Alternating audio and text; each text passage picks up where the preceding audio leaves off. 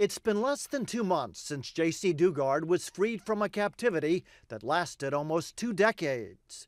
Today, the world got its first glimpse of what this 29-year-old mother of 2 looks like.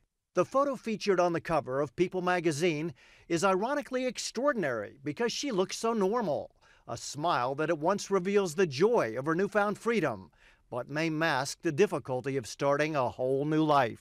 She seems much younger, in fact, in pictures than you would expect, especially having lived through something, that's out of your worst nightmares. She looks like a happy, healthy, successful young woman. This is 911. Jaycee was allegedly kidnapped by Philip Garrido more than 18 years ago as she was on her way to catch the bus to her 5th grade class. Garrido is accused of keeping her in deplorable conditions in a secret section of his backyard and fathering her 2 daughters, 15-year-old Angel and 11-year-old Starlet. Worldwide interest in Jaycee's sensational story has been so high that with little more than 2 written sentences from Jaycee and a cover photo, People has created an issue that is certain to fly off the newsstands. This was a big step for the family to take. I think one of the reasons they thought they should take it was so that the world could get over its curiosity about Jaycee and how she was doing, and hopefully give them some space to heal and to help her really make the transition into a normal adult life.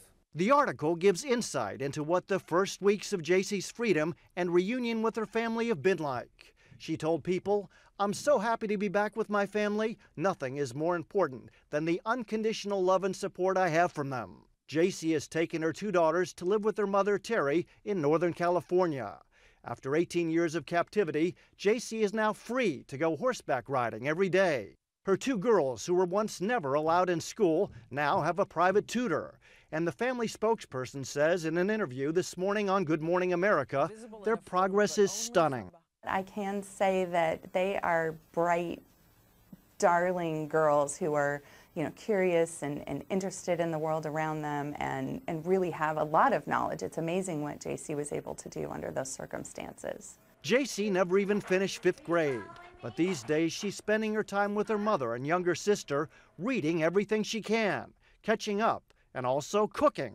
They are such a family, and to see Jaycee and her sister, who were separated for so many years, and to see them have that close sisterly bond so quickly. And then, of course, watching Terry just, gaze at Jaycee. The new photo is amazingly similar to an age progression rendering of Jaycee made by the Center for Missing and Exploited Children. Ever since she's recovered, I was probably the most anxious one in the whole country to see how close we were or far off we were with that age progression. And I feel we definitely were in the ballpark. Forensic imaging specialist Joe Mullins created the age progression photo of Jaycee back in 2006, aiming for what she would look like at age 25. It's like putting together a puzzle, but I can manipulate the puzzle pieces and readjust them to make them fit. Mullins worked from the last picture of Jaycee to painstakingly create an older face, feature by feature.